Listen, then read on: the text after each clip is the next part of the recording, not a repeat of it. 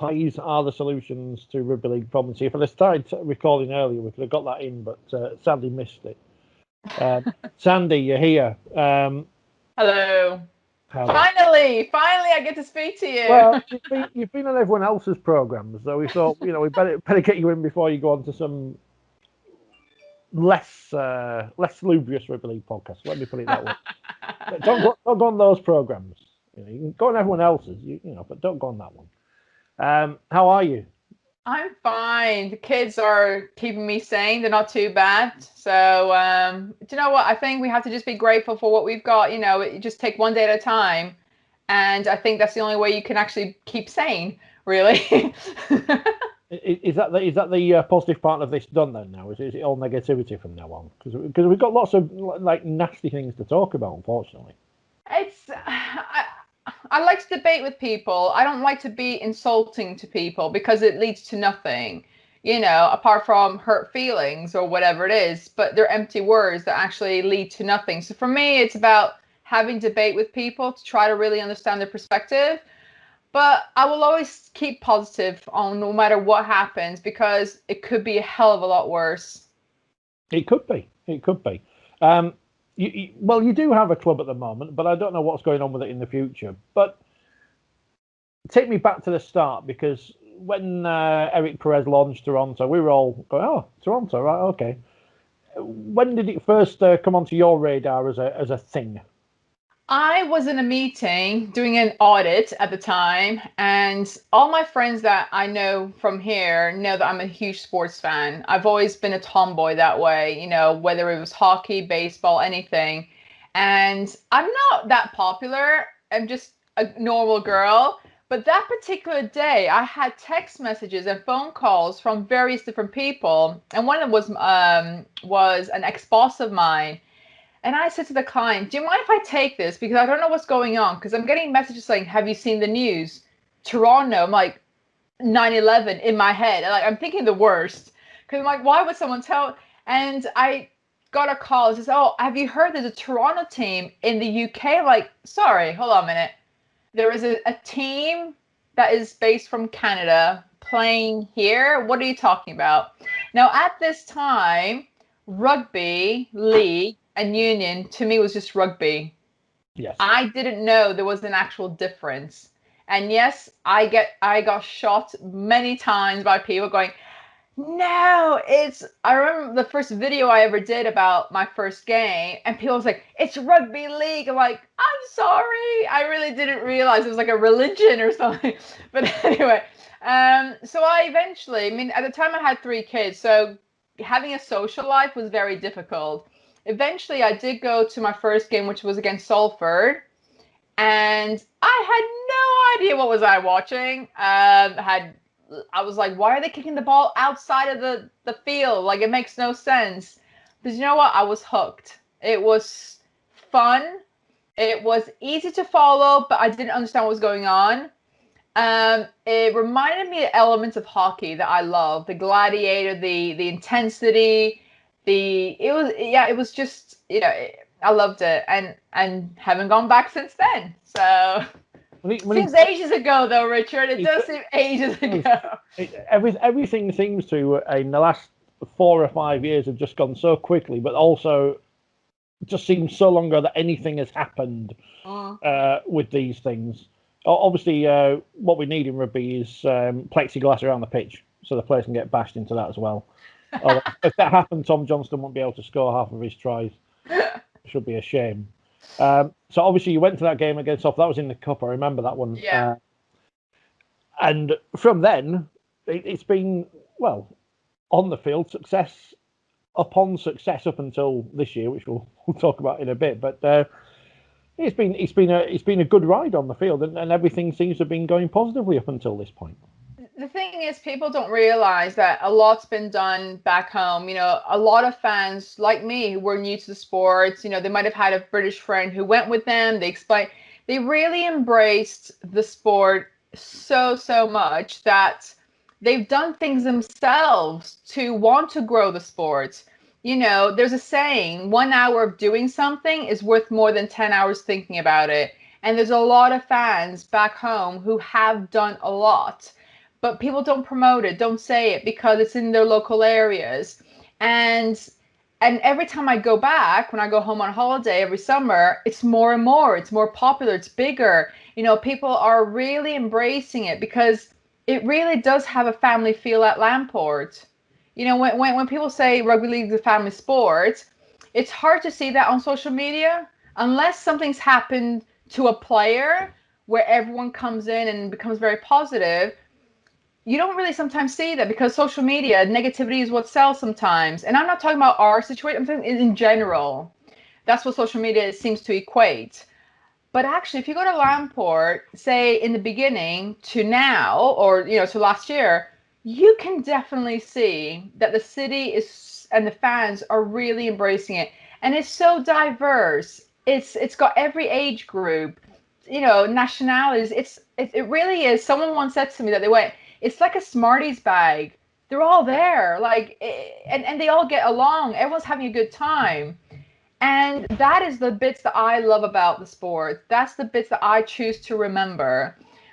Because we're only here part-time, Richard. And if we only focus on the negativities to which we experience, life ends up being short. We're not really embracing it. So for me, a lot of the fans are remembering all of the fun we've had, and actually what the positive, people got engaged at Lamport. Their kids' first sports game's been a rugby league game. There's a lot of firsts for a lot of fans, and you can't deny that 9,000 very average last year. You can't deny that they were real people. No, they're cardboard cats. They've infiltrated the UK. I've seen them now at the Super League games. I've got no idea what you're talking about. Have you got one of those cardboard cutouts, by the way? I thought you'd have been, because I've not seen you on the TV for a while. Although I don't think we've done it right over here because we're not showing him enough on TV, and there's no point paying. Well, there's a point paying 25 quid because you're giving money to your club, but if you're not seeing them on TV, it kind of negates the point a little bit to me. But yeah, it's definitely. I think obviously I live here in England now, so slightly different, but my approach is trying to engage with the expat community. I mean, when you live abroad, you always miss elements of home. Whether it's a British person living in Australia, an Australian living here, there's always elements of back home. You miss little things. And it really is about the little things, whether it's talking to a fellow Canadian or a fellow Australian, or even a British person abroad, or having, Canadian food or whatever national. It's those little things that bring back good memories that really makes your time abroad more enjoyable. It just makes it special. So because I'm a natural sports fan, for me, going to watch the Wolfpack after that was easy. My kids embraced it. My husband embraced it.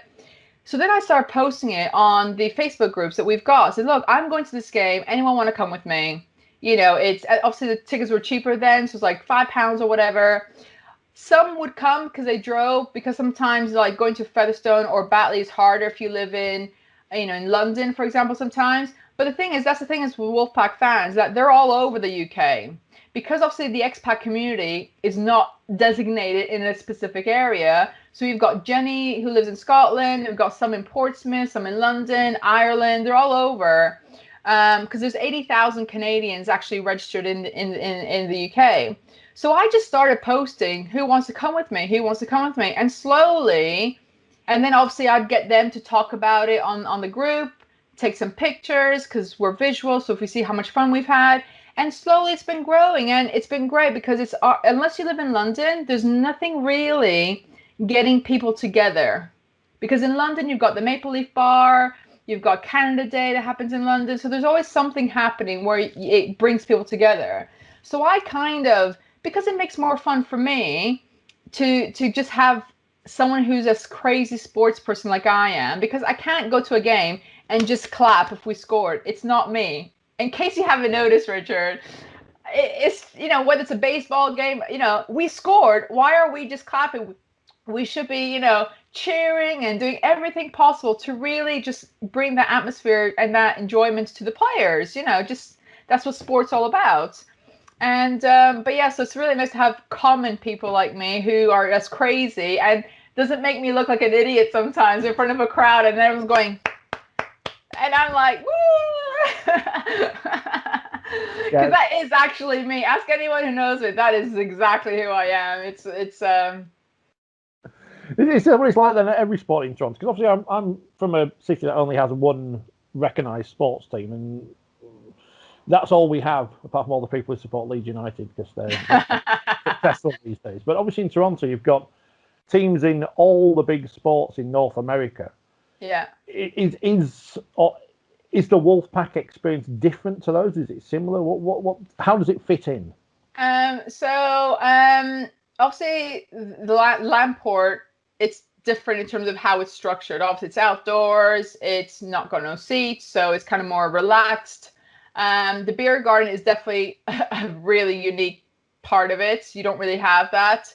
And because of the sport itself, it is definitely more of a party atmosphere. Definitely more party atmosphere. The next one for me, I would say, is probably going to be the baseball because it's more family friendly. There's things going on. Obviously, it's nothing like that because obviously it's very big. It's seated, so it's very much structured. But they've got like the 7-inning stretch where you get to dance and do. So it's a little more, there is some elements of that, but it's definitely very different to any other sports. In hockey, you definitely wouldn't get that. You would get the exciting fans. Obviously, with all sports, you do get the cheering. You get the hyper fan cheer, but you don't have that party atmosphere that Lamport. It really is very, very unique. My fear is now, because obviously I'm a very You have fears, Richard. Come on. Well, about lots of things in general, but in terms of the Wolfpack, I've no idea what's happening with this sale. I've got no idea what's going to happen next year. No one knows what's going to happen next year with everything, let alone rugby league. My fear is now there will be no Toronto Wolfpack going forward, at least in the short term. And what happens to those 9,000-10,000 people who go every week, and also those on the periphery who've discovered rugby league in the past 4 years? What happens then? Where do they go? I would hope that they would do something more like the NRL have, and they promote more games on Canadian TV. The NRL during lockdown, there were 3 games, 4 games. There was always something. Obviously, the time difference is different, but people would watch it. And it wasn't. And obviously, there is the app as well if you want. And it is going to be difficult. Obviously, we've got Ottawa, which I know is a different topic, but I don't know what's going on there. But there's a potential. But can Ottawa be as successful as without Toronto? I don't think so, because I think they would just work really well together because they have that natural sports rivalry anyway. Even though they would be in different leagues, the growing culture of the sport would happen because that's just the way, it is a sports country anyway. It is sad because I know, and every Torontonian there will know, that the sport has grown so much in such a short space of time, and it's a shame if we can't continue. My view is, if it wasn't an interesting thing to do, I don't think we'd have 4 people who want to invest. So I think that's the important thing, is if people really thought Toronto can't work, we wouldn't have had 4 people wanting to actually look into it. So somebody sees potential because they know the North American market. They know the Canadian, the Torontonian. I mean, Toronto is very unique in that it's got so many professional single city sports teams. If you look at New York, you have 2 hockey teams, you have 2 baseball teams. You don't really have many cities in the world where they have 1 hockey team, 1 base that do so well. That is a predominant. Look at London. It's got so many football teams, but it's not a London team. They're all in their little areas. So to be able to have so many successful teams like that in one city, these 4 investors clearly saw the potential. Now, if there was nobody, then you'd go, right, okay, that's where you worry. But you have to look at the situation in a positive, because if we always look at the negative as the glass half empty, we get nowhere in life. We won't. If we look at our own selves and we don't strive to want to get a little bit better, then we wouldn't be in the society that we're in now, in our careers that we are now. No one would have progressed. So these 4 investors clearly saw something that us Toronto fans can see, but others can't.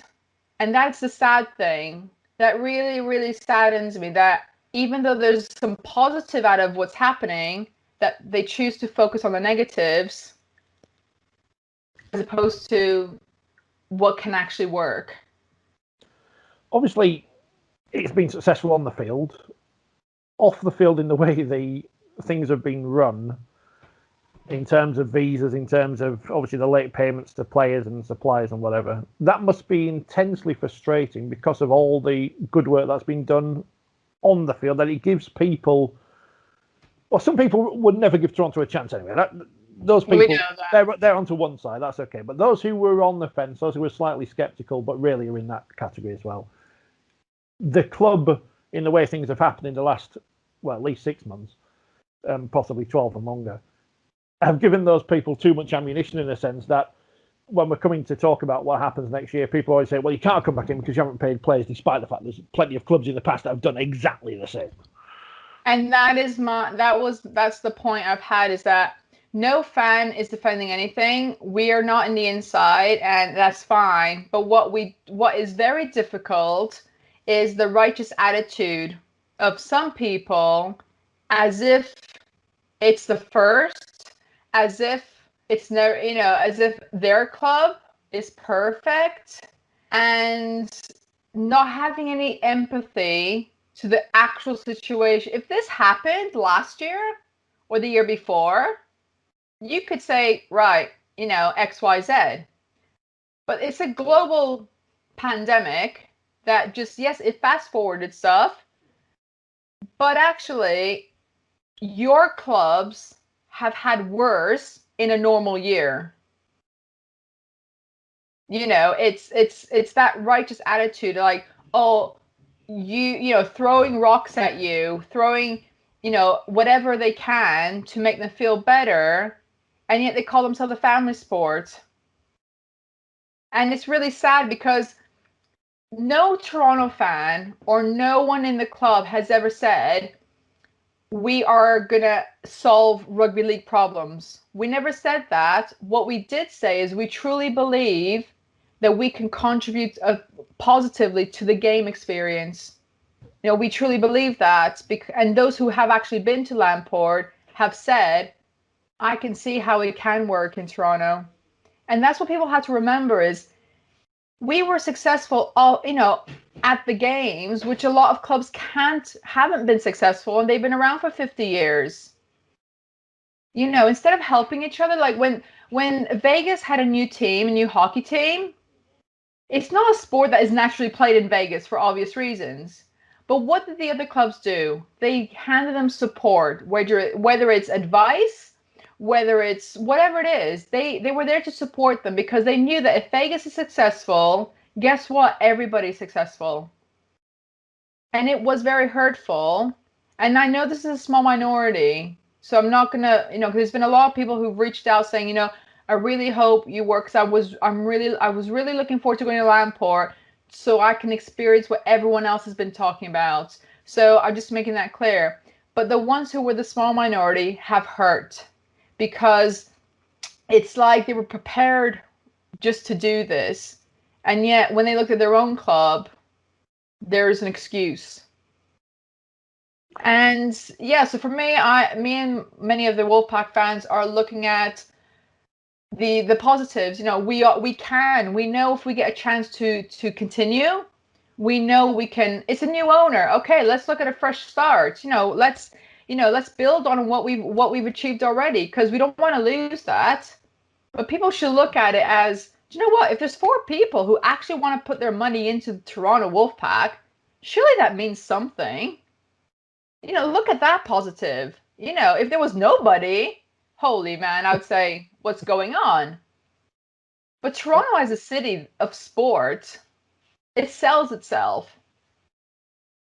That is the key, isn't it? And just because there are or has been some bad management at a club in the past doesn't mean that new people coming in can't turn things around. It's happened at my club at Wakefield with Mr. Carter when he came in, turned things around, and now we're steady business, which it wasn't for a long time. I mean, you only have to go back 20 years to see when we were not paying players and they were taking us to court. So it happens, you know, and things can turn around fast or slow depending on having the right people in charge. And that's the key, isn't it? It's having the right people in the key positions in any sport, in any business, for it to be successful. Well, exactly. I mean, I've got my own business and I work with other businesses, and it works exactly the same way. You know, as long as you got all your pieces together in the right place. I mean, I use the Lego analogy for work a lot with my clients because it's easy for them to get the concept that if you don't have the right piece there, how can we make it? Well, you get two smaller ones so that we can address that issue. And I know people see rugby as a community sport. It's still there. But unfortunately, I think they have to really start looking at it as a business that, you know, can you imagine? So there's a lot of places in the Super League, and many people don't know where it is. And to be honest, I just started learning about them when I started to follow them. and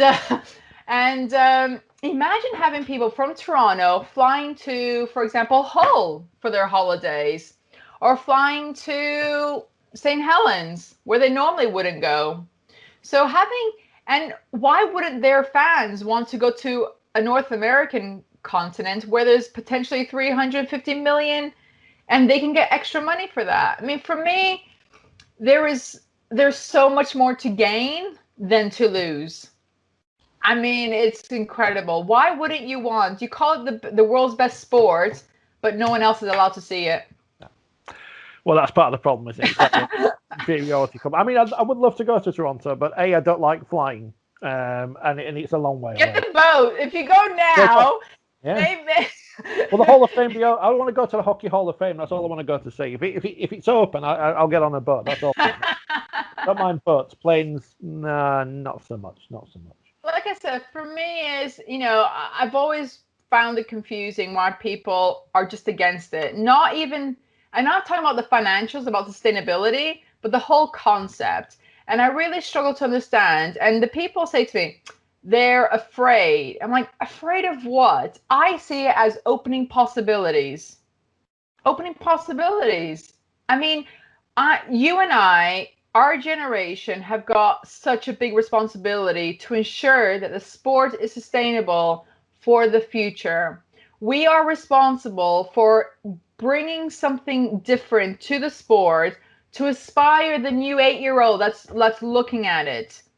And these kids live in a society where they have social media, where the world is smaller.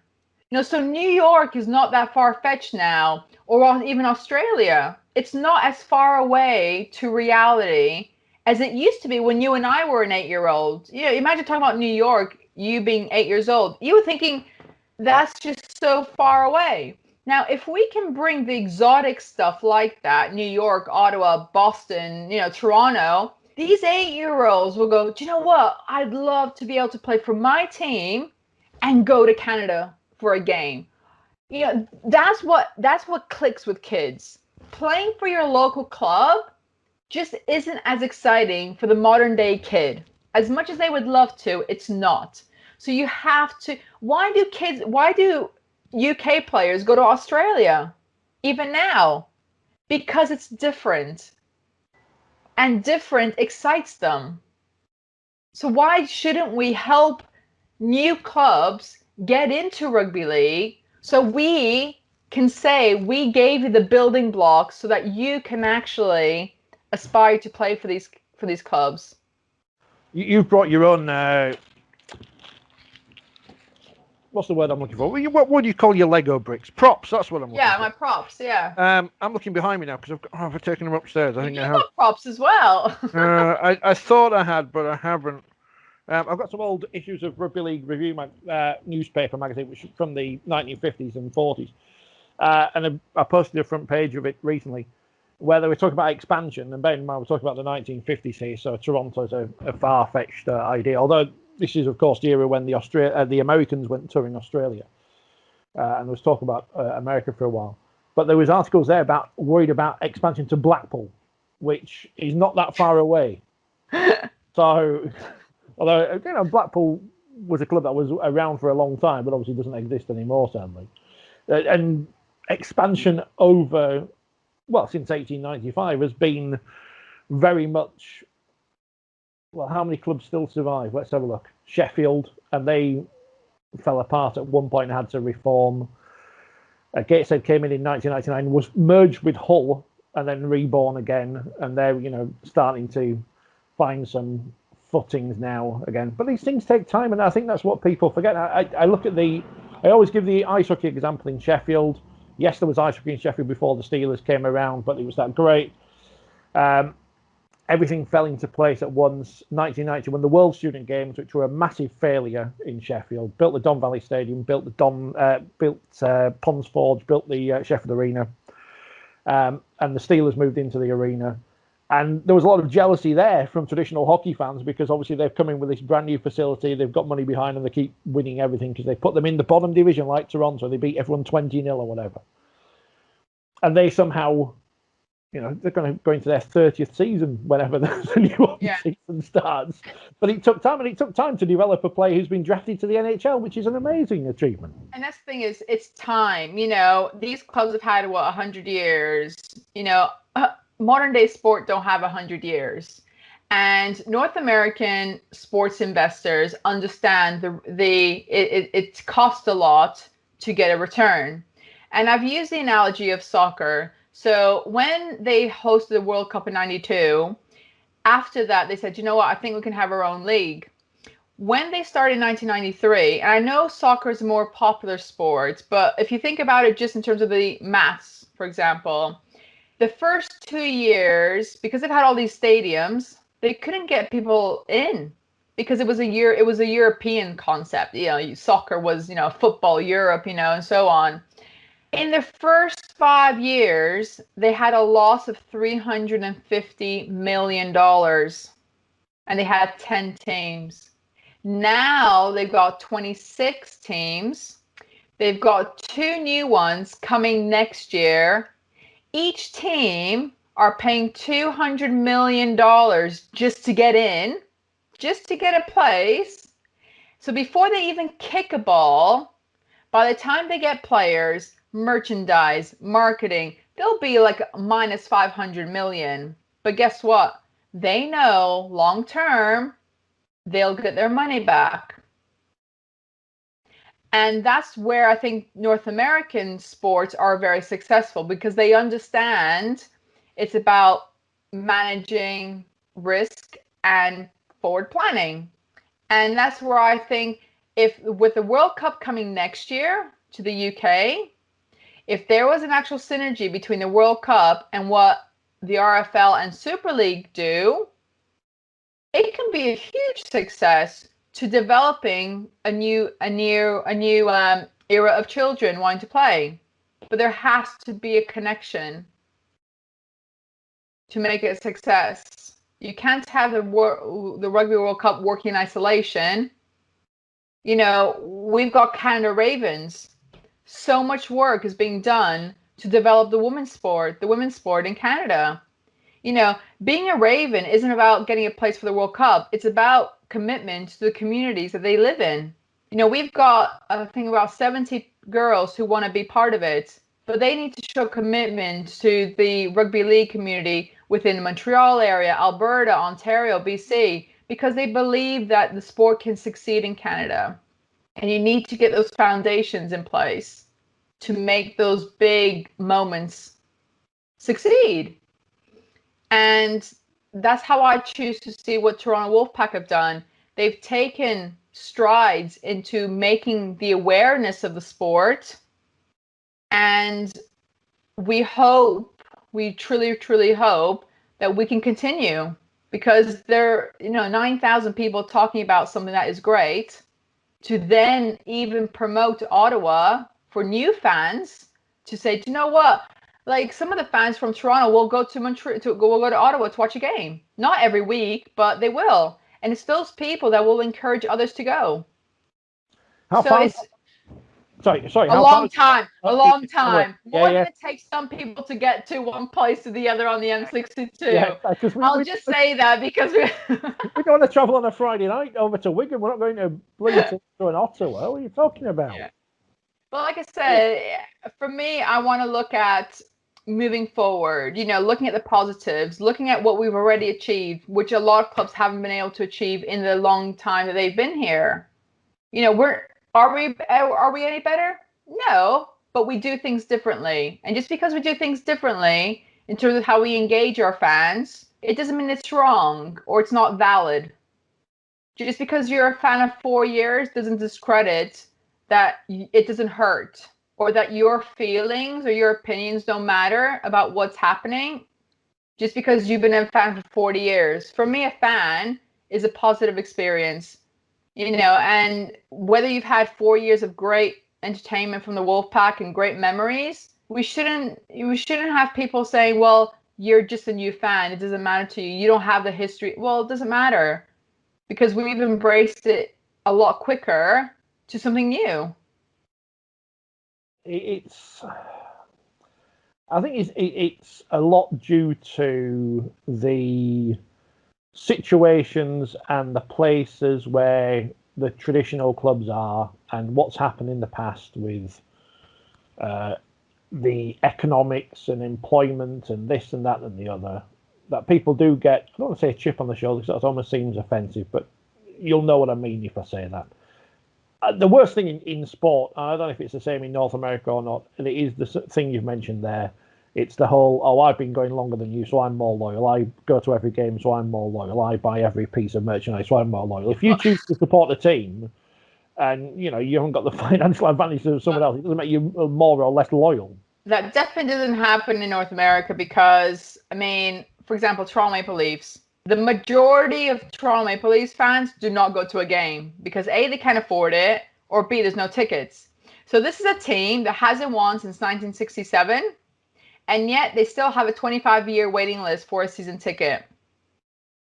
So when I say Toronto fans are huge sports fans, surely that is a good example of how many clubs in the UK who played horribly bad since 1967 and yet have got a 25-year waiting list.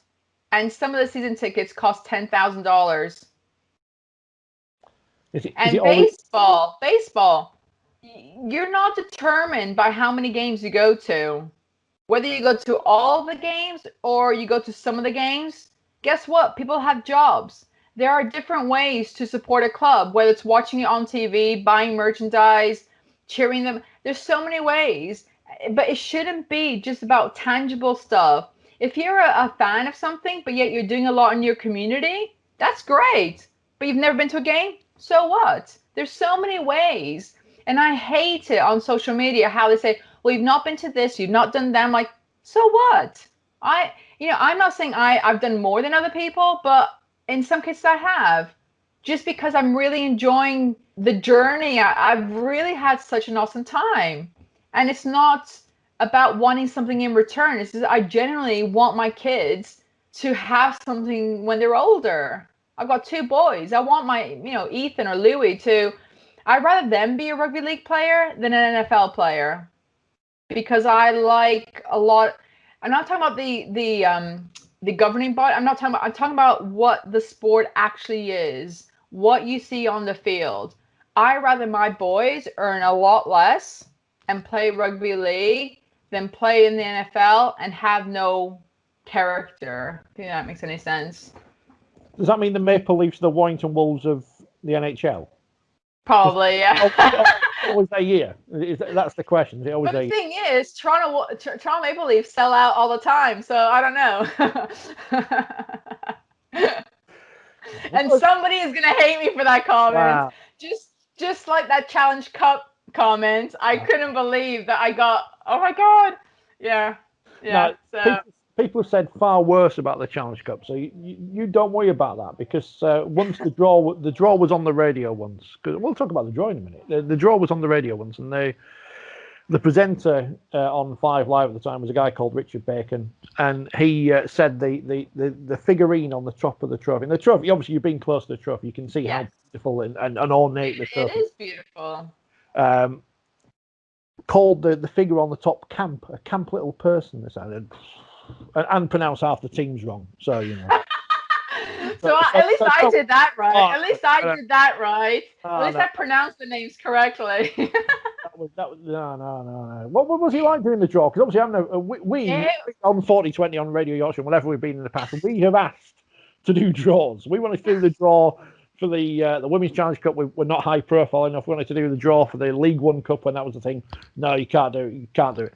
So we never get these opportunities. You storm in from Canada. Here you are, Johnny come lately. You're bloody Challenge Cup. And the worst thing is you drew Wakefield out against Bradford. So oh my God. Yeah, it was, look, when it happened, when I got asked to do it, I didn't decide right away because I felt I'm new to the sport, and it's such a highly respected competition that I want to make sure I did it justice. That, because like I said, it was my third year. I'm like, and there's been a lot more fans who have contributed so much more to the sport than I have in 3 years. But then someone once said to me, Sandy, to have somebody who is new, it's about showing how they are embracing new people into the sport. Look as an opportunity to open doors and to talk about it, to really show people that rugby league can be inclusive. And to then be a fan, because I'm not anything else, I don't work for anybody in rugby league or anything. I thought, you know what? Maybe I should do this. So I got back to them 3 days later. Said, you know what? I'll do it, but I'm going to show how much I respect it. And it was honestly one of the most humbling things I've ever done, because it got me to really appreciate the competition for what it is. And then to be the one who drew Toronto was like even better. It's like, and that's the only game we won this season. So I'd like to say that's my really small contribution to the game.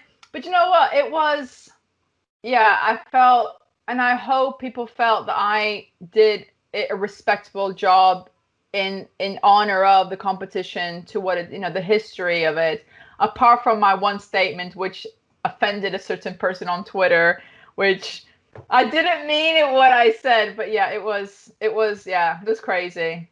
I didn't realize it's in front of an audience, so I thought it was just like a small, like no one's there. So I got that there was no one there. They were setting up, and then I did an interview with Dave Woods, the BBC, with Julia Lee. And I turned my head afterwards, and like, there's 40 people sitting there. I'm like, who are these people? And it's like, then they tell you it's in front of an audience, at least 100 that were there. And I'm like, but no, so it was, I'll always, no matter what happens to Toronto, it will all, and I will, like I said, I feel truly honored to have been asked to do that. And I hope I haven't offended too many people by accepting it.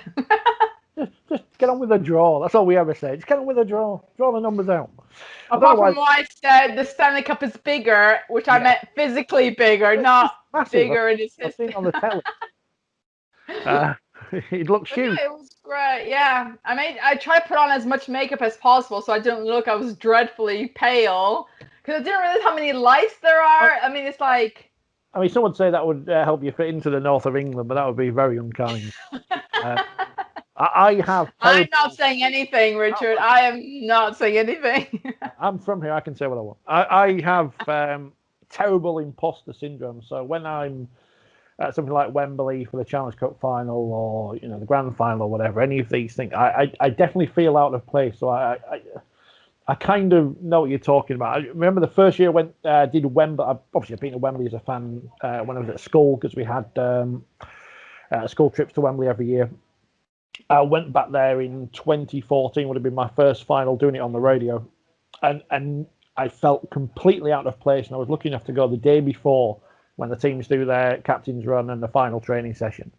And to be pitch side at Wembley, on the grass, looking up and seeing all these empty seats, trophy alongside, you think, you've got to take these opportunities. You've got to do these things, because you never know. And as we've seen this year, you never know when things are going to come to an end. You're not going to get any more opportunities. You've got to take everything you can get. Yeah, and the thing is, I did it because I thought it'd be my kids was there. My kids were there, so they thought how cool it was for them as well because they shared. I got them out of school early that day, so we can all go together.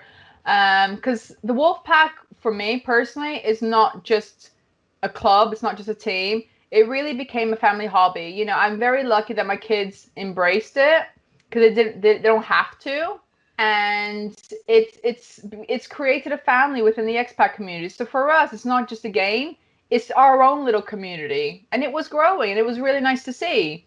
And it's been an absolute blast. I've really really enjoyed it, and at least I've got the NRL to watch for now, and my team ain't doing too bad either. So I've got something to cheer about, Richard.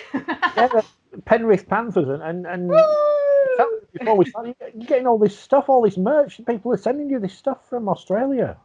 Yeah. I mean, the thing is, I've never watched an NRL game before until the lockdown, and then I got bored. And then somebody said to me, it was on the news, NRL are back on the 28th of May. I said, oh, okay. I better start watching something. So I joined every Facebook group of every NRL team, and I introduced myself as I don't know anything. Can you give me some tips on games that I should watch online? I had over 100 recommendations from all the teams. I watched them all, whether it was a full game or highlights, extended highlights, whatever it was, because I wanted to pick a team.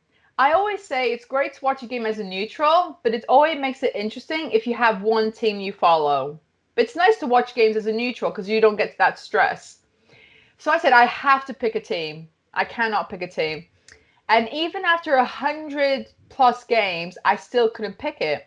I then asked my friends who do watch NRL, UK based or Canada based, how did you pick your team? Well, some picked the Eels because it's the same as Leeds Rhinos colors. Some picked because of a player. Some picked because their family are from there. So there's been but I couldn't engage with any of those because it's not. So I then said on the day before it started, I said, right, I'm going to do it Sandy style. I'm going to go on cosmetics. So what color do I like the most? Black, right? Because black is slimming. It looks good. So I thought, right, who's got black? And then I said, whose logo do I think is the coolest? And the slim, and I picked the Panthers because their logo was very sleek. And that's how I picked my team. Very scientific, very, I mean, I couldn't point to any of these places on the map, even Sydney, which is, where most of the teams are. So, you may as well pick one based on colour. And then I was trying to figure out where these teams were. So and it took me 6 hours to do this because I got the map of Australia and I was trying to pinpoint where the teams were based. So I can, as a dyslexic person, I need to visually see something. So I said, I want to visually see where the teams are. So then I find out that West Tigers are actually not in the West. Nope. They're in the East. And then find out that two clubs play in two different stadiums. So is it Bulldogs and St. George or something? Yeah, something like that. Yeah. You know more than I do about this. And then, if you actually look at the map, Sydney have their own M62 within Sydney. Because if you look, there's their own little wave. So is that a trend that in order for Rugby League to grow, it needs to have some sort of M62 corridor thing going on? So maybe Montreal, Ottawa, Toronto. It was interesting, and I learned a lot. Started speaking to a lot of people on Twitter, just conversations, trying to learn about the sport. Don't ask me about players because I that's the one thing I find confusing.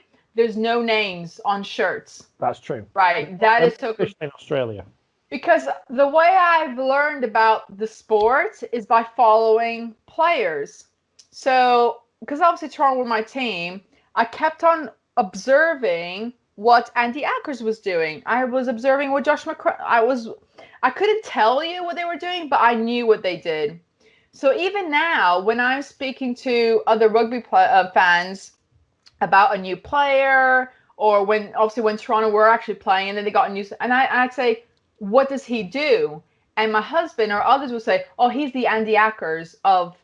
So that's how I would learn about the players. So what I'm doing with the Panthers is my husband or other people who know that's how I think, say, oh, that guy today, he's the such and such. And then I can kind of follow, but they're just so much faster. It's just hard to follow anyway. But it's been very exciting. I can you imagine they win and guess what? They come to England. Well, of course. Oh my God. That is just like, Yeah, but knowing your luck, we'll still be in quarantine and they won't be able to come over or something. Honestly, can you imagine, Richard? Can you imagine, Richard? They win the grand final and then they fly over to the UK and I get to watch them in my, hold on, in my Panthers scarf that they sent me in the post and my jersey. I mean, I'll be like. You don't have a wacky Canadian term for scarf, and it's just a scarf. A scarf, yeah. It's a scarf. Sorry. My two. We just call them yeah, bob. So at the moment, since we've got no Wolfpack, I'm obviously doing some work with the Canada Ravens to obviously help them, and obviously the Panthers. So that's keeping me busy. But the Ravens is such an exciting project. You know, we've got in the committee, we've got an additional 3 expats who live here who want to help. So how cool is that? That the Canadian team is trying to engage with people who live here to try to grow the sport in Canada.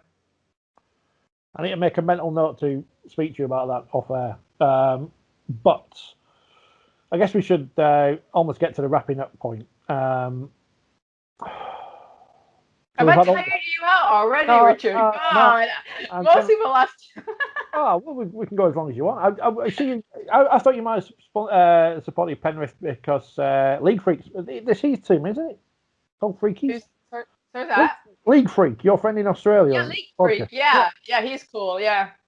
Yeah, he's always amusing. He's always upsetting people on social media and has been seemingly for the longest time. I was on there because it was quite fun. Because I kind of I'll watch the NRL when it's on, but I've got no. I find it difficult watching sport where I've got no concept of rivalry, so I can watch. I watch the Red Zone in the NFL because I just enjoy it, but other sports I find it difficult if I don't understand who doesn't like who or why. Yeah. You know, almost got to be some kind of reason to dislike a team, which is easy in football. Yeah, well, I've been learning. That's what I feel very lucky that the Panthers fans I have been speaking to, they've really been educating me on even other teams. Like, why shouldn't we cheer the Roosters, even though it would benefit us if they, So, but yeah, even the Panthers. Like, I didn't even know how they came up with the name, which is really great. Why the Panthers? And I really embrace people telling me these stories because it gives me context into, like you said, the whole sport in Australia, how hard Melbourne had it at the beginning, but actually so it's nice to actually hear the development of the sport within a different country that actually I think can be done here as well, if done right. Their marketing is amazing, by the way. I think their marketing is... That's always been an issue in our sport, is that the amount of money spent on marketing, or the people in charge of marketing who haven't got a clue, and there have been very few good marketing campaigns across rugby league as a whole. But during lockdown, there was more marketing during lockdown for rugby league in the UK than I've ever seen in a whole year of last year. So it can be done without the extra resources. It just takes creativity. And I remember I once said, there's so many universities obviously in this part of the world where, marketing, digital marketing, where creativity, these university kids are all looking for placements. And if you give them a brief, they can do it for you, and they're working for you for free technically because it becomes part of their portfolio. So I would love to see more engagement with universities possibly to actually get them to create the content for you, and you get the benefit from it. It's a win-win for both. I think it's difficult because I think a lot of the sport, the clubs, tie up media and marketing together, and they are two completely different facets, especially when media-wise, local radio is pretty much dead outside the BBC. Newspapers aren't what they used to be. It's embracing or trying to embrace new things which we may not necessarily understand and know how to connect with people. And I'll say it again, I still think that the sport doesn't sex up its players as much. Oh my God. I'm like, why wouldn't you? I mean, even in North America, you've got one or two players from each team that becomes the iconic image from a marketing point of view. And we live in a society where it's all about how you look, especially from a sports side. So my God, there are so many players you can monetize that, and they just don't. It's just a shame because looks is what buys people in. I know we all say it as a joke. Oh, I like, but actually, if we had more of that on our TV screens or whatever, people would go just to watch that. That's just the life that's the society. You either accept it or moan about it. I rather accept it because it's more positive, And you do it for females. It happens in all sports. This is not like it's one or the other. It's this is where you've got an interesting debate, haven't you? Because you are exactly right, and I don't see any problem with using attractive male rugby league players to try and sell the sport. Even you say it, Richard. Even you say it. I'm not going to games to see men's thighs. I've got no interest in that whatsoever. But I can see why you'd want to sell it based on that, or chiseled bodies or whatever. Well, I'm hot thinking about this. Jesus. Look at the NFL. They sex up the cheerleaders all the time. It just adds to it. It doesn't add to the game itself. It adds to the whole thing, the whole product. Dallas Cowboys, their cheerleaders are a marketing tool. I can't imagine that the majority of players, and I don't really know players that well, so I'm hypothesizing here, but I can't imagine that if you said to some of them, right, we're going to take you away for the afternoon, we're going to, make you act like models, stick you all in, the best suits, stick you in cars, blah, blah, blah, blah, blah, or maybe even less clothes than that they wouldn't think that's a great thing to do, for their ego, and B, for their status, because the most famous people in rugby league at the minute, or if you went on the street and asked people, name a rugby league player, they're more likely to mention players of Scully's era, and that's 30 years ago now. And that's not good. That's not good. No. No one says name a footballer. They don't mention, I don't know, well, they probably would say Lineker, but like Lee Chapman, they don't say he because he played 30 years ago. So we all need to re-energize, get them in. I don't know, the Teenage Girls Read magazines. I don't know. I'm not a teenage girl, so I don't know. I'm glad you're not. And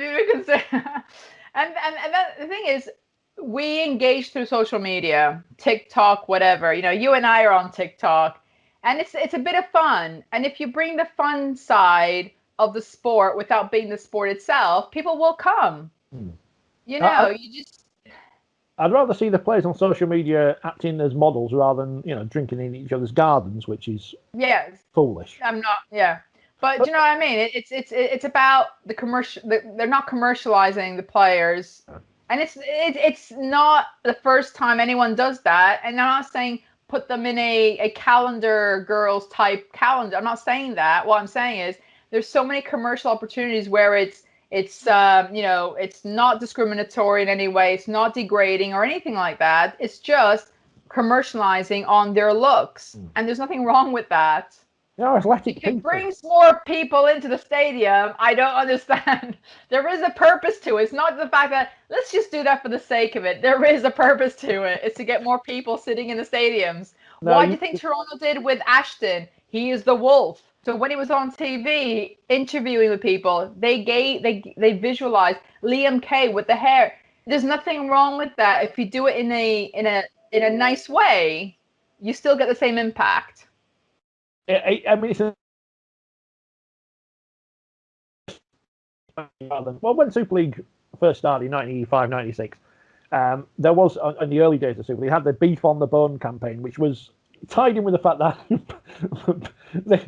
they banned selling beef on the bone because of mad cow disease. So it's kind of a weird thing to tie into. But it was players of, pictures of players wearing not very many clothes because you're selling them, which we don't sell anything with. But it's interesting now because if we do that with a 2020 mindset, are you allowed to do that these days? I don't know. If we said the same thing about the Women's Super League, would we be able to do the same thing? I don't know. Would people take it the right way?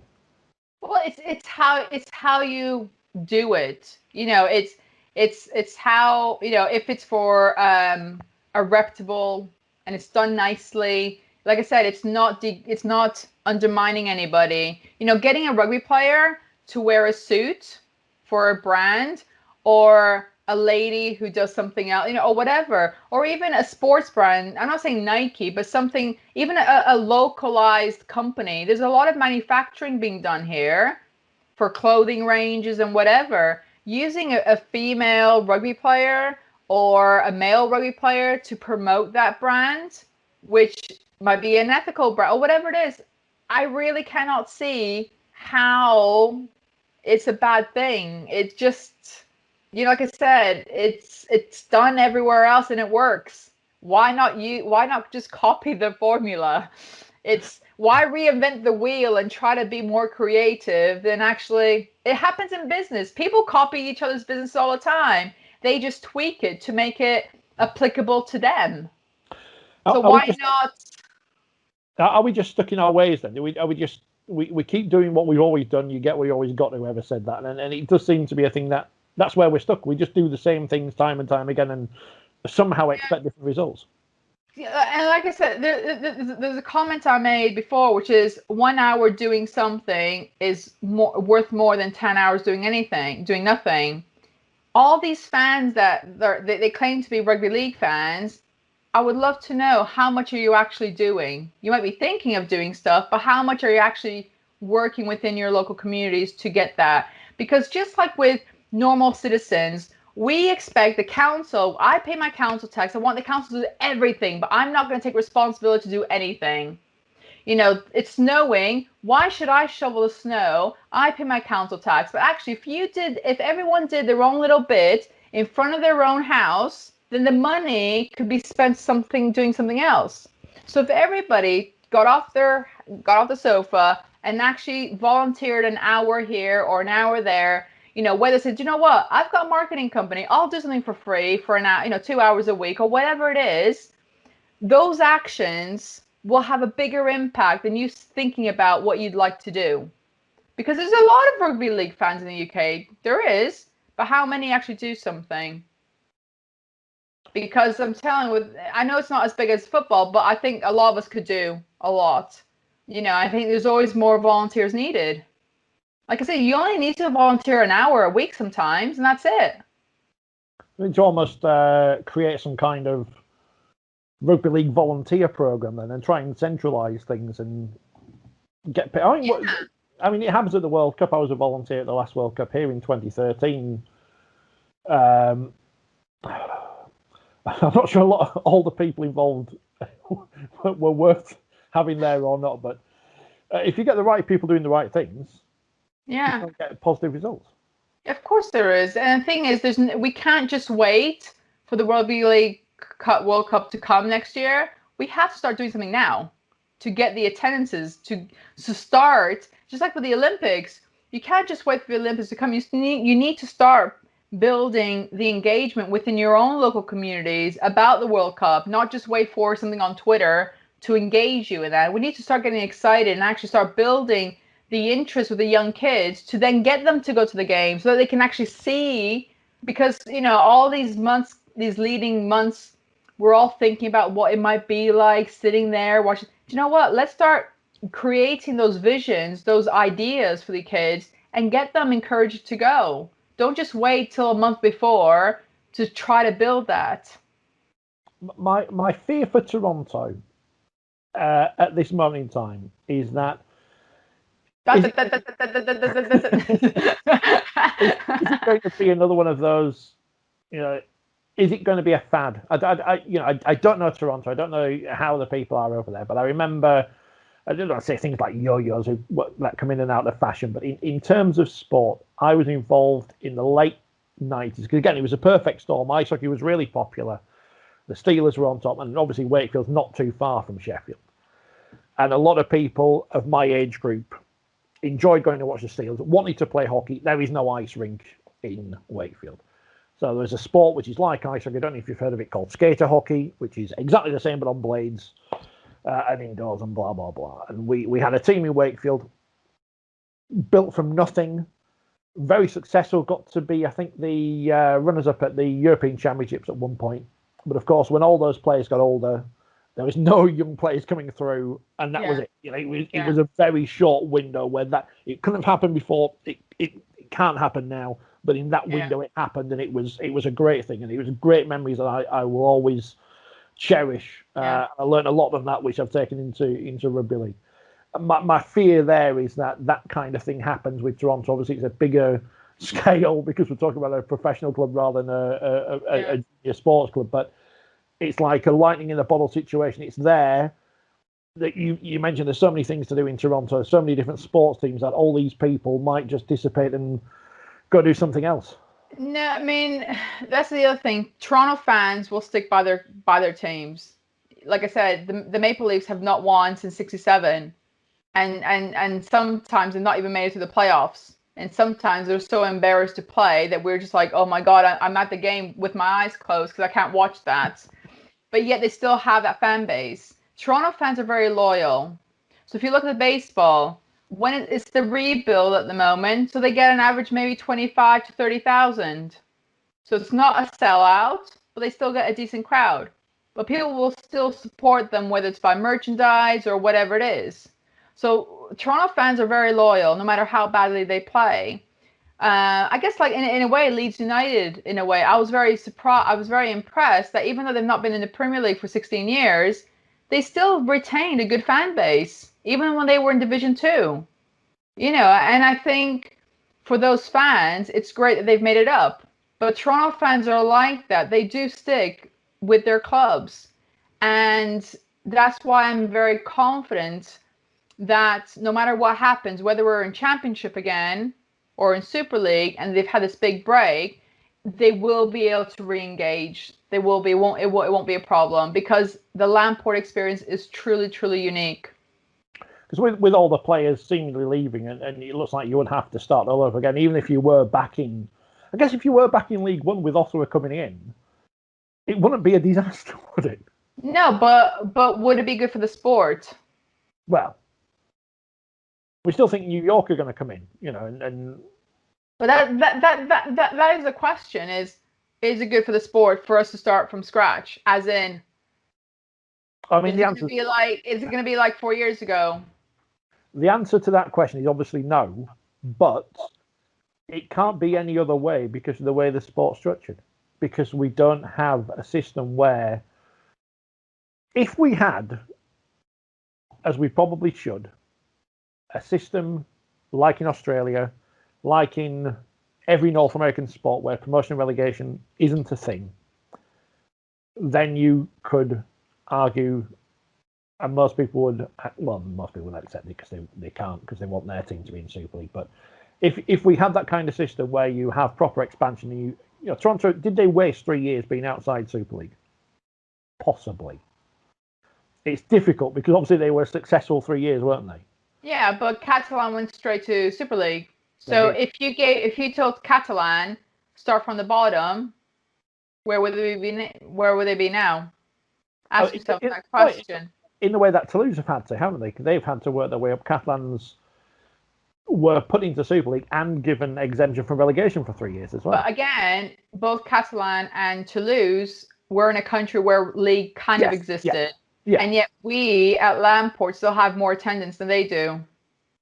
Do you know what I mean? So people are always trying to compare us to Paris or trying to compare us to other things. But actually, Toronto is a very, very unique city that can make sports work. You know, we are the sixth highest attendance in Super League. You know, and we're fourth year. You know, you can't compare us to Paris because Paris is completely a different city to us. But yet Paris was in a country that had league already to such an extent. So people were more aware. Where Union is the bigger sport in Canada. You know, so to try to grow a completely new fan base on a sport that to many of us was just rugby, and yet our average was 9,000. You can't take that away from us. As much as you hate us, you cannot take, it's true though, you cannot take away fact. Just because you don't like us, that's one thing, but you cannot take away the positive facts that were what Toronto brought to the sport. And Toronto Wolfpack, as they are now, can't exist in this mythical, oh, why don't they have a league in Canada? Because it wouldn't work, would it? Because you don't have an Ashton Sims or a Sonny Bill Williams or Liam Kay or whatever. How can you start a league when no one knows much about it as such? You have to start somewhere. And if Toronto can be the I guess the flagship team that shows the model that works, I'm really hoping, like I said, Bob Hunter, we're very, very blessed to have someone like Bob in Toronto who knows the city, who knows sports, and I believe many people respect him because of the way he is. He's a well-spoken individual, and as fans, we are so grateful that someone like him is trying to help us, because he believes that his city can actually develop this club. And it's people who are in the city and the country who have watched Toronto grow from nothing, and I mean nothing. And how many clubs were able to do that? Not many. I'm not defending anything, but what I'm saying is, let's look at the positive. Let's look at the glass half full. Let's look at this mistakes as a learning curve. It has to be. It's like in business. If you have a big fall in sales or whatever, you have to look at what went wrong and don't do it again. You don't think, oh, do you know what? Let's start again. I'm just going to close everything. You don't do that. You look at the problem, you look at solutions, and you build from that experience. And that's what I hope and pray, and so do the other fans, that whoever does come in, if we are able to do that, that they will have our enthusiasm to really work together as a fan base and as the owners to make this a success, to show people, do you know what? If you give us time, we can make this work. I don't know too much about the CFL, other than that I've seen a bit of it on TV, and it's very much like American football, but also very different. Yes. It's obviously very much a regional sport. It's like Aussie rules. Obviously the pockets around the world, but it doesn't exist. I imagine that if I and I think I've used this analogy on the show before, put a CFL franchise in Leeds, for example, and I had to build up interest in a sport that the vast majority of people in my city had no idea about whatsoever, in my country knew nothing about whatsoever, I would find it very difficult to do what the Wolfpack have done in these 4 years. Well, people don't like change, Richard. That's, our human thing is we don't like change because we don't know what it looks like. That's how and if we don't know how it looks like, we don't know how to process a bit of information. And a lot of people that don't like Toronto are because they've not seen it for themselves. They can't imagine what this big crowd actually feels like. I've seen pictures, but what does that look like?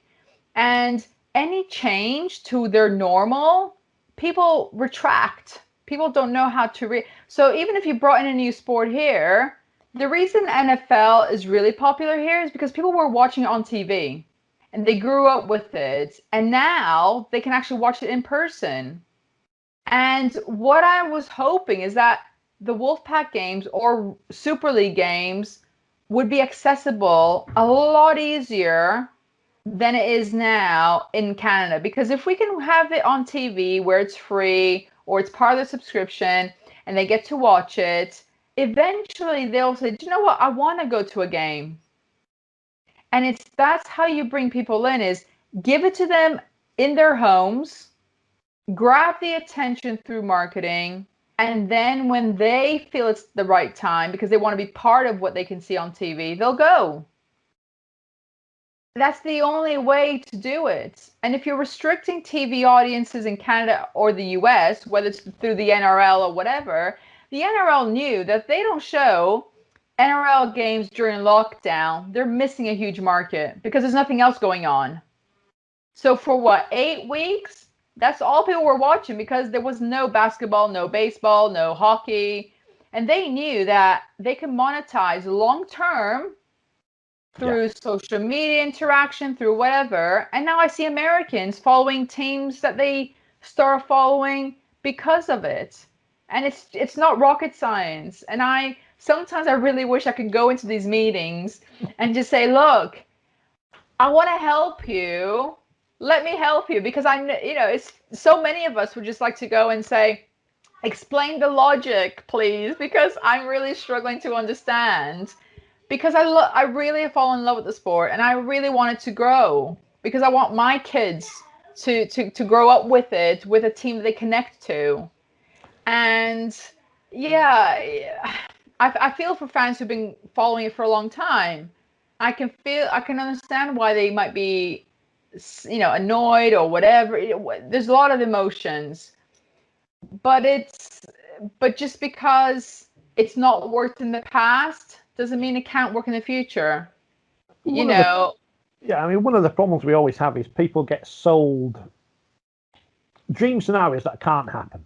And that's if X happens, then Y will happen. And there's this theory that, all right, we got Toronto, that means we're going to get a multi-billion-pound TV deal in North America. It can't happen until, as you say, you expose people to the product. If they can't see it for free, why is any TV company going to do the same? And then I'll use the CFL as an example again. If I put a team in Leeds, I'm not going to expect anyone to come and pay me hundreds of millions of pounds to show the games when no one knows what it is.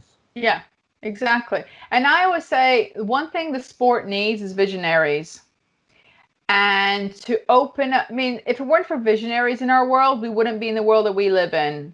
Steve Jobs, take him for an example. When he came up with the vision that one day our phones would be our computers, people thought he was delusional. People thought, are you on some sort of drugs or something? Because why would a telephone that is meant to make phone calls turn into a mini computer? We need people like that, but we need to do things in a structured format, in a plan. And I just feel that visionaries are like a bad thing for rugby league. People don't like visionaries. It's because they can't see what they're talking about. But we need them. We need those visionaries to try things out. It won't work the first time. It won't work the second time, but it might work the 10th time. But you need to do it in a safe way.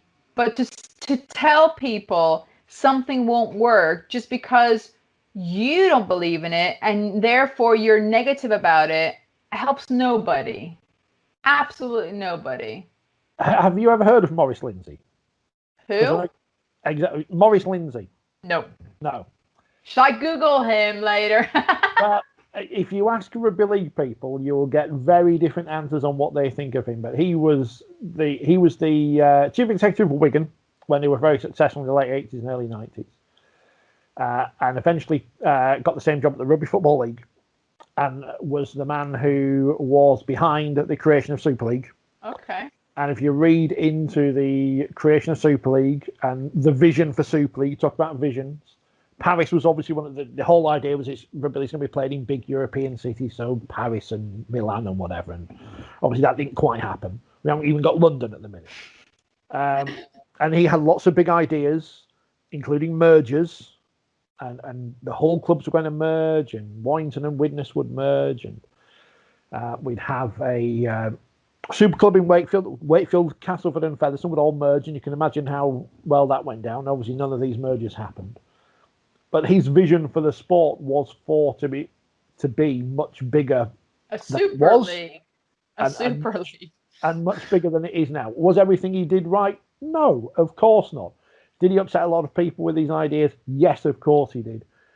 But you have to upset people to get somewhere. This will be a comparison which will go down well. I'm preparing myself. I'm past caring these days, but you almost look at in terms of it's like whoever the prime minister is or the president. If they've got a clear plan of what they want, then even if you don't agree with it, at least you can go, well, that's what they believe in and that's what they're doing. Whether you believe that is what happens at the moment or what happens in the past, whatever. We're not going to get into politics. He believed in his vision. He would back his vision. He had the money from Rupert Murdoch to back his vision, but it got diluted and we are where we are now. Robert Elson apparently, learned at the feet of Maurice Lindsay, but I don't think he's got the power that Maurice Lindsay had. And you're right, we almost need that person at the top in whatever role who has a vision for where rugby league is going to be, 10, 20 years down the line. Forget 5 years, 20 years away. And we need to take those steps now to get there. Short-term game gets us nowhere when we've got a long way to play. And that's the thing is, it seems that people will only decide on something that gives them an immediate win, instead of looking, do you know what? Yes, I might. This is just an example, okay? So we know, and I'm not saying this is I'm not saying this is what they're thinking, but this is what I'm trying to say. So say Toronto are back in Super League, yeah?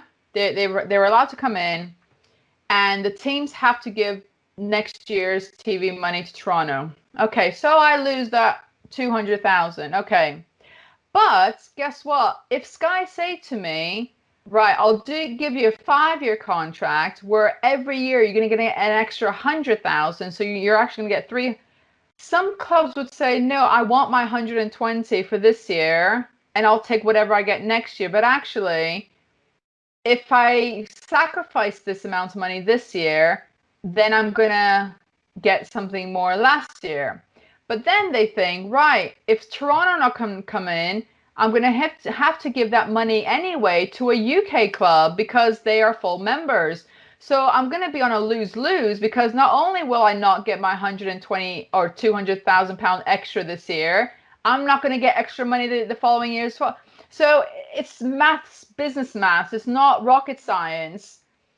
But I'm really struggling to understand how anyone can see that's a good deal. Am I speaking crazy? And I'm not an expert. And Richard, when you said you felt like you were an imposter. Yeah. Sometimes when I speak to people, I think, am I actually talking any sense? Because I'm just talking what comes out of my mouth. And I'm not an expert. I've only been following the 4 years. And everything I say is always from a business point of view. But I sometimes feel like, do people not see the financial side of logic sometimes? Well, the last time we had an outsider running the game was Richard Lewis, who came in from tennis, which, despite the constant failings of British tennis over the years, makes loads of money because, it's one of the establishment sports. And, Andy Murray aside, we're not very good at tennis.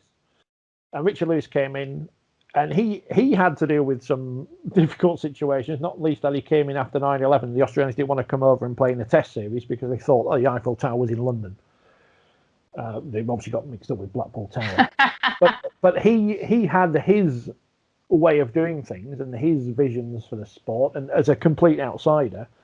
But he was never taken to by some because of that, because he's not a rugby league person. And I almost think at times we do need that outside view of the whole sport, whether it's the playing side, the administration side, our media coverage, marketing, whatever. And we know what's been going on forever, but we need some fresh eyes to see things, and obviously that's what Toronto's brought to an extent. Well, and that's what many businesses do. They hire a consultant to give them that fresh pair of eyes because they're too much involved. And sometimes the obvious is right in front of them and they can't see, because it's comfortable.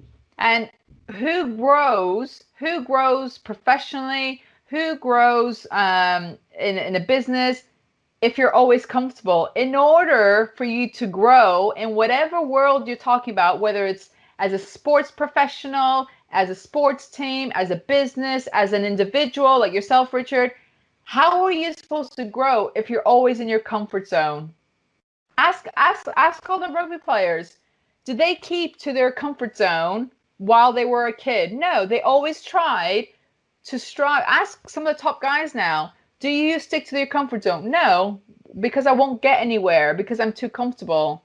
And I think that's what we need. We need to put people out of their comfort zone to get to the place we want to be. Because if we're always comfortable, we'll always be in the same place. Do you agree? Oh, you give me too much to think about. That's the problem.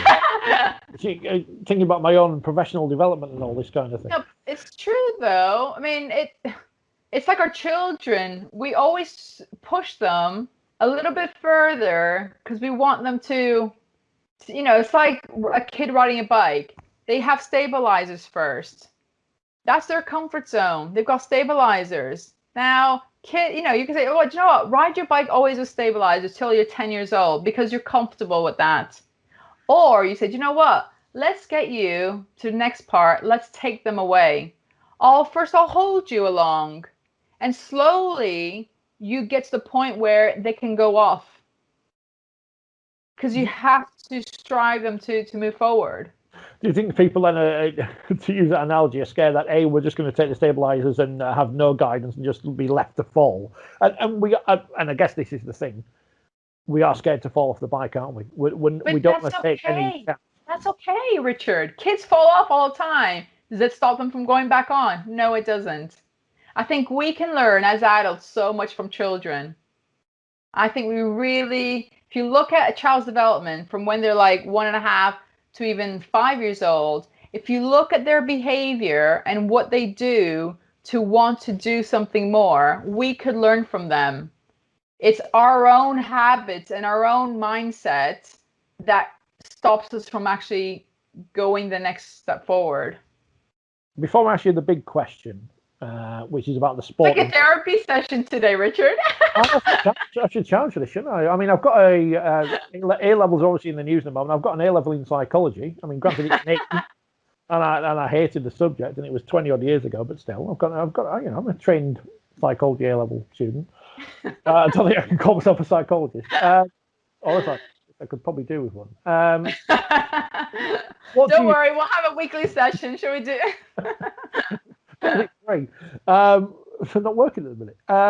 What do you want to happen with Toronto, and what do you think will happen with Toronto going forward? Of course, I'd like them to be here because I truly, truly believe it can work. I want the sport to be supportive, but fair, not play favors like people say. It's just being there as an advisory or whatever, that the club said, you know what, I can see that we can all benefit if you do well. I really would like a shift in mind change. And sometimes you do need a disaster to get that. It's like business owners. They don't want people to work from home, but now they can see it can work. So I think sometimes you need something big to happen for change to occur. Personally, for me, this is the deal I would have put. Right, Toronto, you want to be in Super League? These are the conditions. We'll give you your TV money and we'll let you play on a condition that if you screw up one more time, you're out. Yeah? So you want your TV money, you want full membership, but the first mistake you do, you're out. If they're insisting in this bond that they're asking for or something, someone just mentioned it, said, right, you have a bond, but for every year that you pass or whatever, we will give you some of it back because you're starting to become more sustainable. So it's like a deposit to an accommodation. And if you are relegated in first year Super League, then you're relegated.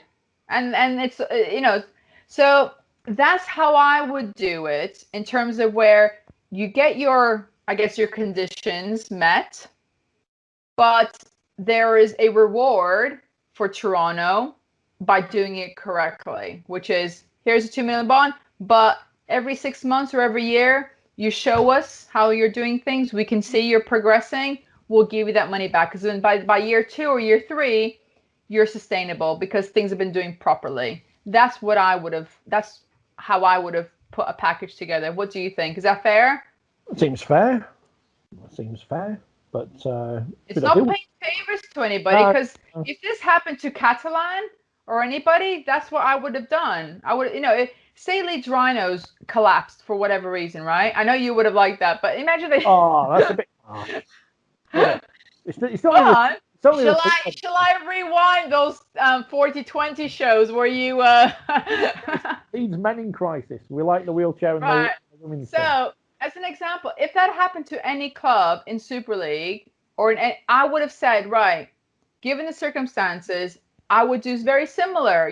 Give you the chance of a fresh new year, put things in place to protect the sport, but also do something where if you do things correctly, you get a return back.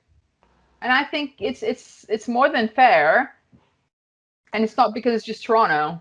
Yeah, I don't want to say Toronto would be punished for the misdemeanors of other clubs in the past, but others have had fresh starts and completely screwed them up. So I don't want that to be the case. I can see all the benefits of Toronto. You just want them to be run better. because you don't want to see stories and every couple of months or players going on social media to say they haven't been paid. But I think the new investors, like I said, Bob truly, I wish people would have a chance to meet Bob. I've been very lucky to have met Bob, either at the games or whatever, even when he came to Leeds for the season opener.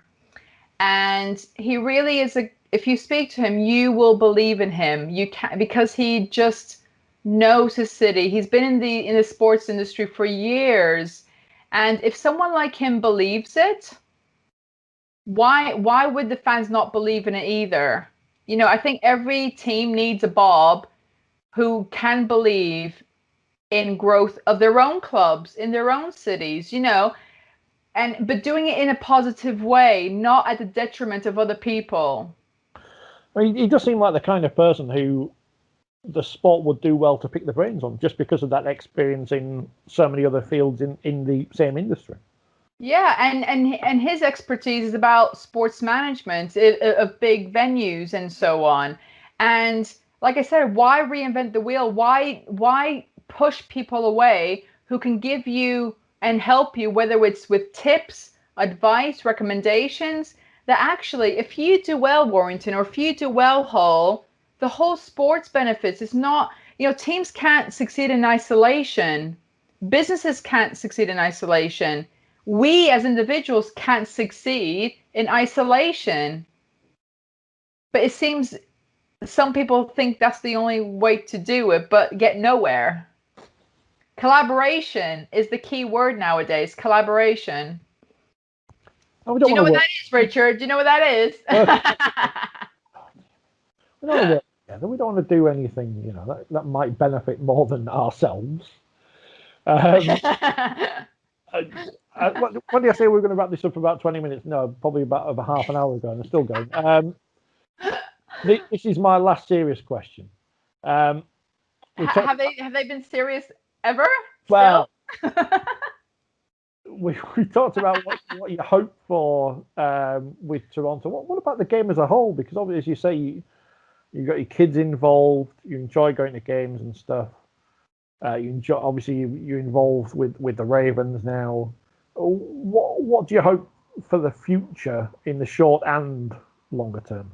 So, like I said, a lot is currently being done in Canada behind the scenes in terms of really engaging community with the sport. Like I said, there's a lot of fans who've taken to coaching, who are trying to get into the schools. Like I said, the Ravens, for example, they truly believe in the domestic. They want to make the Ravens, because women's soccer in North America is more bigger than the men's.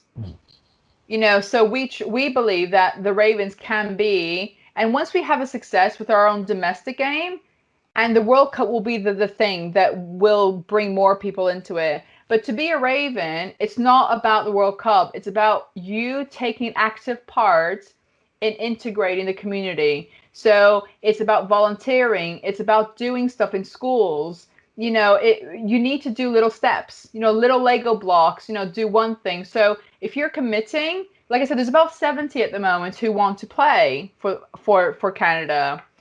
For a country that doesn't really play rugby league, that's great.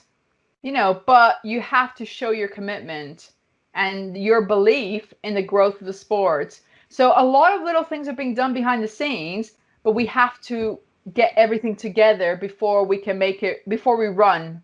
We need to do our little walks, walk little bits. And you've seen on Twitter, we've got Nicholas and others who've really done stuff within schools, because rugby league is not an official sport in Canada yet.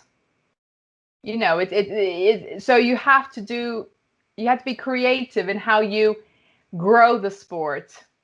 So if you have fans who've done the course to want to engage and get people in rugby league, you take action, which is what some fans did. We've got others who are growing little leagues within Ontario and Barrie and growing it. So as you see little pockets of things being done, now that, obviously we've got the World Cup, we can start bringing things together and start seeing something actually come apart. And obviously, unfortunately, because of COVID, you've not been able to have the East versus West games that you sometimes would have. So, yeah, we've got a few steps backwards. But like I said, with the committee and the expats here, we really are trying to drive, everyone who wants to help. So if you want to be a sponsor or anything, we really want them to believe in the sport. It's not you helping the Ravens get to the World Cup. It's about you actually investing, and not just financially, time and energy into really developing the community side of rugby league. Why haven't all these little kids who are playing rugby league grown 10, 15 years overnight and be able to play for the Wolfpack? Because you don't have any Canadians. It's and I always use the hockey analogy. So a lot of people don't know the ice hockey. Hockey. I always have this. If I say hockey here, people go, "Which one?" Or they assume I'm talking about floor hockey, even though I'm Canadian. They still think I'm. So ice hockey in this country started, I think, around the 1930s, a long time ago. And when they first started, it was majority American and Canadian. And even when I moved over here in the early 2000s, there was something like 113 Canadian Americans and hardly any British. Now there's something like 50 British players. So it's taken a long time to get 50. And this is a sport that isn't available in schools. Just like rugby league isn't available in schools in Canada, ice hockey isn't available in schools. So the growth of ice hockey here has been through maybe the NHL, being on TV, slowly doing things within their communities where, like the Steelers, slowly, because of their parents and so on. It's taken over 100 years or whatever to actually get to the point where they are now. But yet, for Toronto, it's like they expect us to miraculously come up with people to play for us. I'm thinking, hold on a minute. Ice hockey here is the same as rugby league in Canada, the exact same thing, because the growth is different. You just grow differently, as opposed to soccer, where it's easy to grow soccer in different sports because of the sport, the nature of the sports it is. People are stuck in our bubble and they don't see the world outside. That's the problem. I wish they were in a bubble at the moment, don't you? That's not the reason. Don't be casting aspersions, Sandy. You're damn right. And it doesn't matter the whys and wherefores of whatever's happened.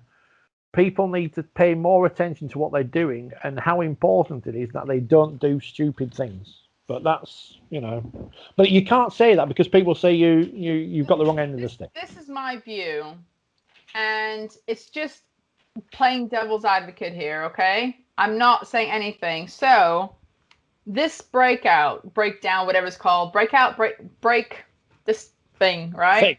The thing. Yeah, this thing that happened.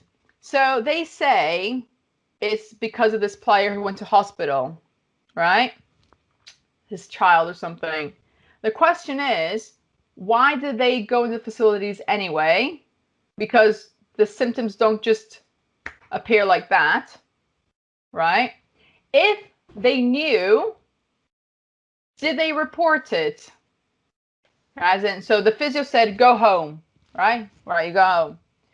Did they report it to the right people, the RFL Super League, whatever it is? If they said no, that's a problem. But if they said yes, that's what you asked the question. And because no one knew about it, so if you look at Arsenal, as soon as they had one positive, they made an announcement on TV. This person was right. And therefore, they stopped playing for whatever reason. Obviously, they didn't have a game and so on. If we had known about that situation of the physio, then we could say, yes, it was because of XYZ. But because we only found out afterwards, where in between there was a rugby game and other things that were on social media or not, or going to the pub and whatever, how is anyone supposed to really know? Because we don't know what to believe. We've got this story, we've got that story. It's so hard. So if the communication was made aware when it actually happened, it's easier for us to be sure that's where it came from. And I'm not saying he's lying, but it's so hard and because it is a sensitive subject. I've got friends who've lost parents and relatives. My dad had COVID, so I'm very defensive and worry about it because of personal experience. And it's not to judge people. It's just, if people did do what they're supposed to do, which is communicate it, then you have to ask, the question is, why did that message not get through? Or what did they do with that information? And that's all I'm saying. It's hard to anybody be guaranteed anything now. All we know is people have been tested positive. That's the only certainty. That is absolutely the only certainty we've got, is that there are tested positive cases. But why not do what the NRL have done? Bubbles. I don't understand. Is it worth spending, Richard, if they cancel the season, how much do they have to give back? I don't know. Say 200,000 each, for example, right? Yeah. Just a number. Is it worth not investing in bubbling your players, even though it costs you, say, 50 grand, for example, right? Or 100 grand. Do you know what? I'll pay 100 grand if it means that we can safely carry on with the game and it minimizes the risk. I'm going to have to give 200 back to Super League or Sky. But even if you don't do that, the players know, or should know, and should have been told, which I'm sure they have, just how precarious financially, perhaps, the sport is if we don't get money from Sky. And they should realise that if they go out drinking or go to public places, and Sam Tompkins has said the same thing, it's almost common sense, and I have been told of at least one player who's been seen out in a pub in the local area, a high-profile player who people would recognise. If they are told not to do things because of the situation with the sport, and they choose to do them, and the worst happens, and the season's cancelled or whatever, and there's no money coming in, who are they going to blame when they don't have a job next year? And where's the consequence to them personally? Like in the NRL, you're caught out, and you're fine because there's no personal ramifications, Richard. That's the problem. There's no personal ramification. There might be for the whole club, but it's not me as such. And surely for their teammates who are behaving and are staying, within their own personal bubbles or whatever, as we're told to do, who aren't putting themselves at risk. And yes, there's risk in every day. We know there's risk in everyday life. That you can't manage everything. Yeah. If they're doing the best they can, and their teammates aren't, how must they feel? Because I don't think some realise. And I've been made redundant twice in the real world from jobs. I'm currently not working. I'm a self-employed freelance broadcaster. There is no work for me to do. So I'm not earning money at the moment. I'm furloughed from my other part-time jobs. That's, at least I've got that. I don't think they realise that there is a very significant danger that if the season wasn't completed, they wouldn't have a job next year, because not every NRL team will want to sign the millions of players that play in this country. Not every rugby union team will sign every player who becomes available. And they will have to, for the want of a better phrase, as I always say, get a proper job. I don't know if they realise that. And this is one thing, the situation that the sport is in is unprecedented. And yet they want us to have sympathy for their teams and their clubs. But when clubs who genuinely need some support, some encouragement, because of the situation that they don't have, how many clubs would survive without furlough? None of them. And what about the clubs that currently are furloughing a lot of their staff until October? Like, for example, the Leeds Rhinos, they have a lot of admin staff. They have a lot of ticket staff. What's going to happen when they stop furloughing in October? So this is a very, very unusual situation. And if your club didn't have a government that just gave furlough to everybody without even asking a question, I couldn't furlough myself as self-employed, but so many people were like, oh, okay, I can furlough. I'm going to press a button and here's money coming in. Or if that wasn't around, this country, no club would survive. I barely think any, maybe two. But what Super League would you have with two clubs? I know in some sports it looks like in Scotland there's only 2 football clubs because they're the only ones that win. But I don't think you get much TV entertainment with 2 clubs. I mean, Scottish football's almost well. If you read how that is governed, dearie me, we've got it good down here. Right, so I've got 2 final questions for you. Honest. How much did you enjoy? I mean, I've checked your Twitter bio, and you've not used it. How much did you enjoy being a super fan and described as a glamorous mum last year? I don't think I am. I'm just a normal person. I couldn't believe when they wrote that. I'm thinking, oh my God, it's like, I would have photoshopped that picture so much. I hate taking pictures, but I just felt really embarrassed because I think I don't see myself as that at all. You know, I'm just a normal person. There's nothing special about me whatsoever. And yeah, it was really weird. My friends made fun of me, that's for sure. Because they know that I'm not the most confident person, and most people are like, really? I'm like I said, I'm someone that likes to be on my sofa watching TV, going out, is not my thing. But yeah, it was funny, so I did laugh at it. I mean, you did say you'd speak for 2 hours, and we've nearly done that, so that's quite impressive. If Toronto failed to exist next season, I'm hoping that you don't give me the wrong answer for this one. Which team are you going to support? Are you going to just stick with Penrith and become an all Rugby League supporter? Support all the clubs? Or are you going to don't support? So obviously I'll carry on with the Panthers, but for the Super League, I had to decide with my children. So we had because it's a family thing, we do it together, and they said, well, since we live in Leeds, it'll have to be Leeds, but my heart won't be the same, if that makes any sense. No, it can't be, can it? Because the first team you support, you can't just pick and choose. No, teams. but it's more, even if Toronto didn't exist, and I started, like I said, I was here many, many years before I even knew about Rugby League, even though Headingley Stadium is 10 minutes from my house.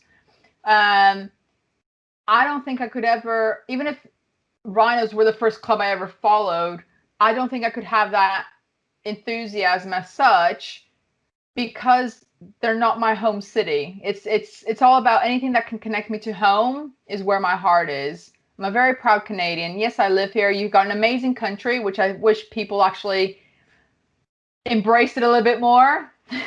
There's a lot of good things about this country, and I think people need to just sit back and look actually how lucky you are. There's so many more countries worse off. And I'm not talking about social stuff. It's just about our day-to-day stuff that people don't realize how lucky they are. And yeah, so just because I live here doesn't mean that my heart isn't where it came from. You can take a girl from Canada, but Canada will always be with me. Seems a fair place to wrap up, then. Sandy, thanks for your time. Well, thanks for the invite. I never thought you'd want to talk to me, because I'm always on your 4020, with my big messages going, oh my God, there she is. I'm going to avoid reading her question. Because I'm not doing much at the minute. I thought, well, if we do this now, you might shut up. So that was... right. I'm going to unfollow you now. Unfollow. You do that. You follow us. I'm just kidding. It's really nice to follow people who've got a sense of humor on social media. I know you don't think you have one, but you do. No, I'm not funny. I know Enjoy the rest of this, whatever it is. I don't know. I don't know what to call it either. As long as the Panthers win, I'll be very happy. Well, I'll put all my energies into the Panthers for now. Big Panther energy. You got your grand final to potentially look forward to. Honestly, can you imagine though? Honestly, if they come to England, it's like, oh my god! You'd be there on the telly with your Panthers.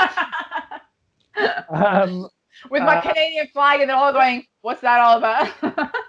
It was the first games last week, and was it when they said they did a bit about Toronto at the start, and you were on there with your flag, and it's like, can't escape. Was I? Yeah, because they've only got like clips. I didn't see that at all. They've only got so many Toronto fans, haven't they? Clips on, and you're the bloody big flag. I remember when when we played in Newcastle last year, when it was doubleheader. So my friends were watching from Canada, and they recorded that. And what they did was they took snippets of when we scored, and they sent it to me and says, "Watch this." And I was like, trying to listen. It says, all you hear is this sound that sounds like a dead cat, and it was me.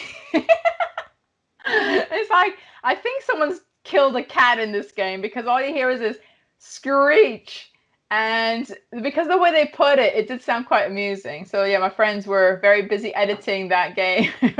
I mean, that's the good news, is when we are allowed crowds back at games, and because of social distancing, no one will be able to stand near you to hear that screech. So and I'll be able to complete my pie challenge. So we haven't mentioned pies, have we? Honestly, it's the solution to every rugby league problem, I'm convinced. Because I've never had so much positivity from rugby league fans, unless we're talking about pie. Are Wigan the best you've had then? Because they are, they're the self-proclaimed pie eaters. Well, Wigan, it was really cool. I met their mayor. He says, "Oh, can I?" He said, "Hi." He says, "Can I take a picture with you?" And I was trying to eat my pie. It's like, it was okay, and I couldn't get his name. I couldn't understand what he was saying. But yes, somebody in Wigan bought me a pie. They said, "Would you like a Wigan kebab?" And I said, "What's that?" And she says, "Oh, it's bread, a pie with the bread." I says, "Why would you want bread and a pie?" And then they said, well, then they ran out of bread, so they just gave me the pie. Anyway, it was very nice. But then that got me asking the question to the British fans around me: why do British people eat fries with bread, crisps with bread? Why do you need bread with everything? I don't understand. Best thing since sliced bread. It's a thing. We might have to have a 40-20 conversation about the British food, because I really need some educating on why you'd have kettle chips, or whatever you call them, and bread. It just blows my mind. Fish sandwiches are one of the great luxuries. Is it? Yeah. Fish finger sandwich. Comfort foods, aren't they? Fish finger sandwich. Yeah. What? Really? We need to update your cuisine in this country. Well, yeah, we don't have fancy things like poutine and stuff. Oh my god, have you tried it? No, I was in Sheffield last year, and there was a van selling it, but it was shut. Right, because you're next to me. Well, you're nearby. You're in Leeds. No, I mean we're not part of Leeds. Right, you're close by. You're not in Manchester. You're not in London. No. So when we're allowed to move around, and I get my cheese curds. We'll meet up, and I'll give you some cheese curds with my recipe gravy, and then we can have a conversation of how good that is. Right. Yeah, you've heard it. It's on recording. I will do that. I'll keep Phil's tried it. Phil Kaplan's tried it. Did he like it? Did he enjoy it? Loves it. Yeah. You see? One poutine at a time, and I'm going to educate everybody. What is your favourite pie then? I like the steak one, the steak and ale. It's really nice. Yeah. I'm not a pie person, but I do like that. My first pie was at a game.